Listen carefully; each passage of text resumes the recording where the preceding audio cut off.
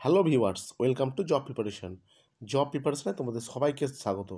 তোমরা সকলেই জানো যে আজকে কিন্তু কলকাতা হাইকোর্টের ডিভিশন বেঞ্চে ওএমআর ম্যানুপুলেট সংক্রান্ত মামলার একটা হিয়ারিং ছিল। আজকের হিয়ারিংয়ে কী কী তথ্য উঠে এলো সমস্ত কিছু তোমাদের সঙ্গে আলোচনা করব। তার আগে বললে কি, অনেকে তোমরা সাবস্ক্রাইব করছো না, শেয়ার করছো না, তোমাদের কাছে অনুরোধ তোমরা অবশ্যই চ্যানেলটিকে লাইক শেয়ার সাবস্ক্রাইবটা করে দিও। চলো তাহলে শুরু করা যাক। এর আগে যে আপডেট তোমাদেরকে দিয়েছিলাম সেখানে কিন্তু কলকাতা হাইকোর্টের ডিভিশন বেঞ্চ কিন্তু জানিয়েছিল সিবিআইকে যে যে হার্ড ডিস্কগুলো সিবিআই পেয়েছে গাজিয়াবাদ থেকে, সেই হার্ড ডিস্কগুলো কিন্তু কলকাতা হাইকোর্টের স্পেশাল ডিভিশন বেঞ্চে কিন্তু জমা দিতে হবে। এরপর কী হলো, আজকে কিন্তু সেই তিনখানা সেই হার্ড ডিস্ক কিন্তু সিবিআই জমা দিল স্পেশাল ডিভিশন বেঞ্চে। এবং সবচেয়ে গুরুত্বপূর্ণ খবর হচ্ছে এটাই যে আগামীকাল অর্থাৎ মঙ্গলবারের মধ্যে, মঙ্গলবার বিকেল 4টের মধ্যে প্রত্যেকে যারা ওয়েটিং আছো এবং যারা চাকরি করছো বা যারা চাকরি এখনও পাওনি, অনেকে এমন আছো যারা যোগ্য মনে করছো চাকরি পাওনি, প্রত্যেকে তোমরা নিজেদের ওএমআর দেখতে পারবে।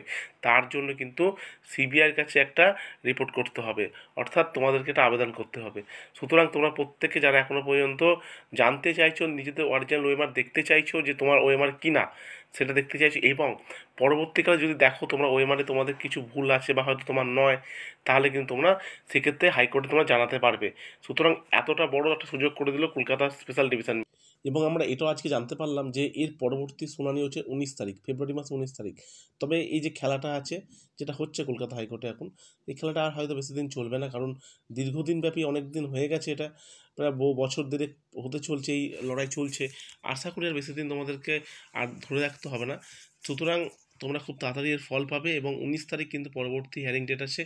এছাড়াও এর বিরুদ্ধে কিন্তু আমরা একটা জিনিস জানতে পেরেছি যে যারা অযোগ্য, আমরা যাদের বলছি আর কি, যারা হয়তো অযোগ্য নয়, তাদেরকে হয়তো অযোগ্য আমরা বলে বলে বেড়াচ্ছি যদিও, তো যাই হোক, তাদের আইনজীবী কিন্তু বিশাল বড় একটা দাবি করেছে বা মন্তব্য করেছে বলতে পারো, যে তিনি বলছেন যে কলকাতা হাইকোর্টের সিঙ্গেল বেঞ্চ, অর্থাৎ অভিজিৎ গঙ্গোপাধ্যায়ের যে বেঞ্চ, এবং কলকাতা হাইকোর্টের স্পেশাল ডিভিশন বেঞ্চ, অর্থাৎ বসাকবাবুর বেঞ্চ আর কি, দুজনের মধ্যে তিনি তফাৎ খুঁজে পাচ্ছেন না। বলছেন দুটো বেঞ্চই একই, কিন্তু একটা পার্থক্য উনি খুঁজে পেয়েছেন।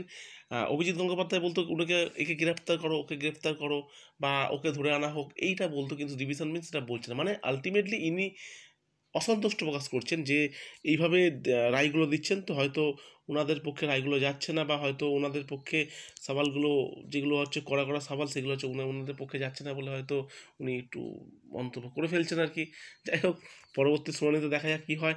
তোমরা সবাই চ্যানেলের সঙ্গে জুড়ে থেকো, সবাই তোমরা ভালো থেকো, সুস্থ থেকো। Thank you for watching, take care.